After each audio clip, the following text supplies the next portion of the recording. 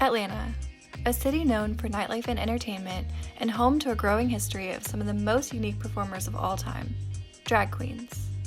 Drag has existed as an art form in America since the early 20th century era of vaudeville and female impersonation, and in more recent history, drag balls, pageants, and performances have become more and more prevalent in larger cities. Many iterations of gender-bending performers have been seen in mainstream media, from Divine and John Waters' Pink Flamingos, to Tim Curry and Rocky Horror, to David Bowie, Boy George, and eventually the trans women of Paris is Burning, and America's favorite drag queen, RuPaul Charles, in the 90s. In recent years, the rise of RuPaul and his reality TV show RuPaul's Drag Race has created a new type of recognition and fame for over 100 talented queens, including Atlanta's very first Drag Race representative, Nicole Paige Brooks.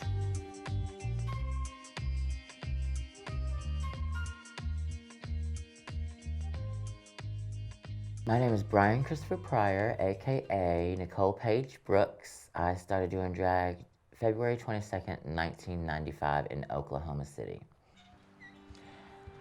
Hi, welcome to my mom's house. It's where I keep all my things. Come in.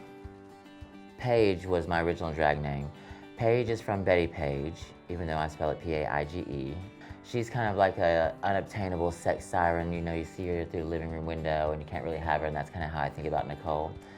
And Nicole, got that name. She was this gorgeous, tall basketball player that I went to high school with, Nicole. I kind of made a list, and then I ran through a couple different last names. And then Brooks, after I moved from Oklahoma to Atlanta, Shawnna Brooks took me underneath her wing, and for her birthday one year, I added Brooks. Okay, here we are. Okay, I don't have the space in the city, so I have my majority of all my costumes and things that I've made or worn over the years are out here in my she shed out at my mom's property. I think of like myself Las Vegas showgirly. You know, I like to show a lot of skin or a lot of body, you know, show nice shapes, or, you know, I usually do a big reveal or something like that. I consider myself like really sex kitteny. Like Nicole is very flirtatious, you know, rhinestones, feathers is really what I like. I like a lot of glamour and shiny things. See, it goes on your arm like that. Big ass peacock thing that doesn't fit in here. But yeah, saw the Victoria's Secret's fashion show and I kind of lost my mind and I started copying like everything they do. But this is not finished yet, so, but it's in the process. But yeah, I like my big feather stuff. You know, I consider myself like a woo man, like woo, that's a man? You know, that's kind of like my stick, is I don't want to be, I want to look like a woman. I take everything a woman does and kind of multiply it times 10. It's kind of my aesthetic. My original drag inspiration was Portia in Oklahoma City, and she looked like Cindy Crawford. And then she's the first person to put me in drag. Here in Atlanta, I went to Charlie Brown's Cabaret, and there was Raven, the fire goddess of Atlanta. There was Heather Daniels. There's Lauren LeMasters. There's my drag mother, obviously, Shawnna Brooks. Ashley Cruz was a big inspiration of mine, and they're all very, very feminine entertainers. Some of them are trans, and even the ones that weren't trans, you know, like Ashley Cruz, when she got in drag, her transformation was so amazing. Yeah, she had to go get tested one time at a pageant because they thought she was transitioning. She had to go prove she wasn't. Yeah. Man, I feel like a woman. This actually was Ashley Cruz's. I'm turning it into a costume because I wanted to make sure that I always had this dress memorialized for Ashley Cruz, who passed away. Whenever I signed up for RuPaul's Drag Race, I didn't even know what I was signing up for, so there really was no pressure. I was like, my friend came, I was at Joe's on Juniper, and he lived like right behind it, and he came over and was like, RuPaul's having some contest online. When you get done, where are you at? And I was like, I'm at Joe's. He's like, come to my house. We're gonna sign you up for this right now. So I went over to his house and signed up, and there's like voting online at that point. You had like vote, and I was up in Atlanta, put me in the top. Within like a week, I was in the top 5. So I went through the whole interview process. I almost got on season 1, which I didn't, but they still show my audition. They're like, the girls almost made it. Not a big dancer, but I like to host the show. Usually, I'm much better at being in charge than I am not being in charge. In general? In general, yeah. And then season 2, they called and asked me to come back. And at that point, I had seen the show, and I was like, this is really cool because I can show more behind the scenes, the making of the costumes and the getting the transformation. And all the work that goes into it. They can see all the work that goes into this. When my season came out, everybody was super excited and wanted to be on RuPaul. It was like trailblazing television, you know, and we were also the first season for Untucked, and it was just like, you know, it was just, we were doing something nobody else was doing. Now the show is, I don't think is the same as it was. It doesn't show a lot of the creativity behind the scenes.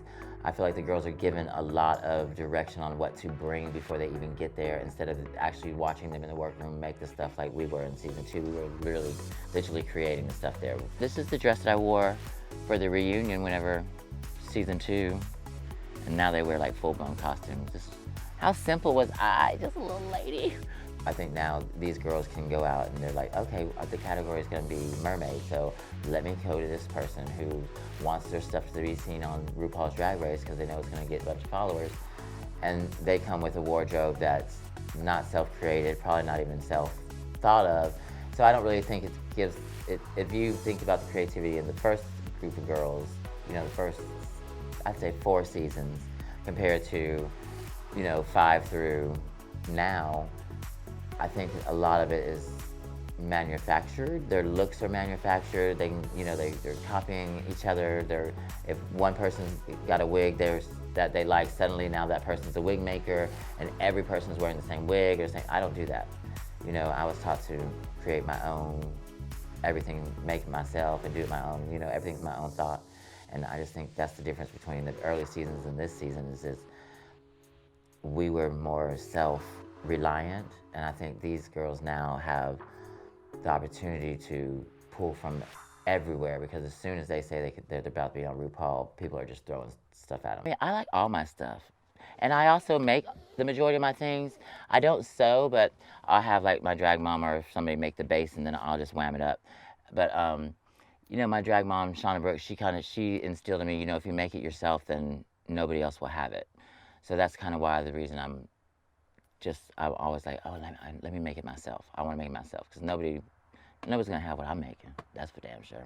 Well, this I wore for Pride. I did Kelly Clarkson, People Like Us, and I have all of our slurs on there a couple of years back, and I stripped out of it. My mom actually, when I had this on, I was like, Mom, I need you to write bottom on my butt.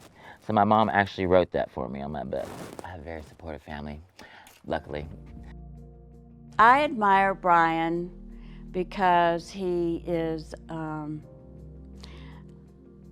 just a really, really sweet person. He doesn't change. He's always grateful and just a really sweet person that I can rely on.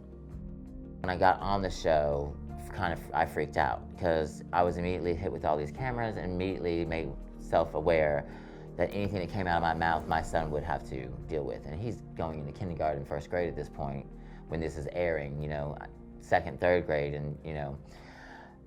And also I have family. I don't want them having, you know, my brothers and sisters having to deal with anything like that. So I self-edited a lot.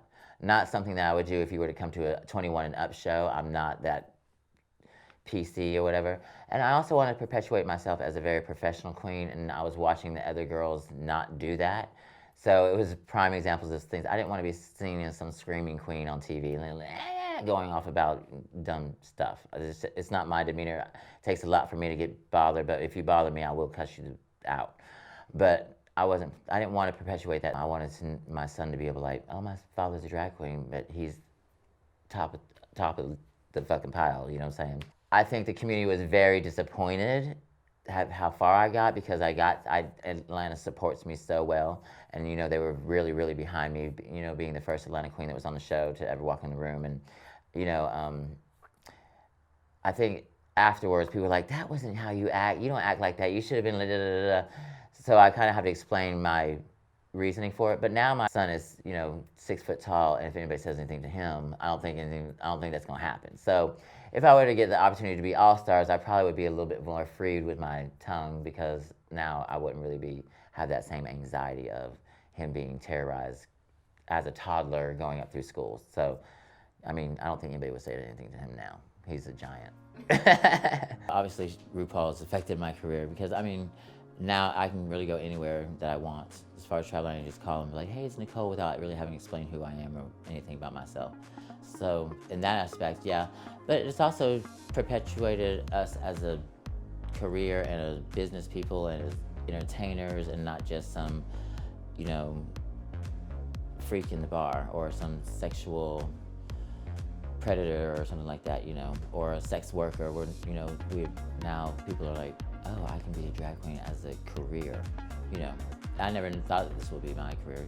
Nicole just kind of like avalanched and took over. So my demographic has changed since the show, because it used to be 21 and up just because of the bars are 21 and up, but now because of the show, of course, my fan base is, you know, 12 to 80.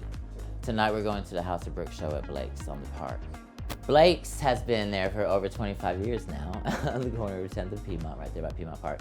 When I first came to Atlanta, before I was even performing, I used to go see Shawnna's show there and then head over to Backstreet. So, and that was on a Wednesday night. But now I'm in the show with Shawnna Brooks, and it's the House of Brooks show. It's got Kira Mora in it, who's one of my children, and Brigitte Bidet.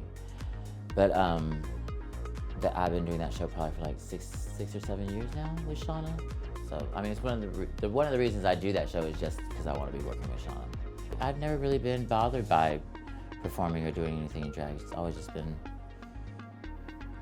it's what I've done my entire adult life. So I never really thought, there was never like a, oh, you're doing drag. It's just like, okay, let's go do this thing, you know.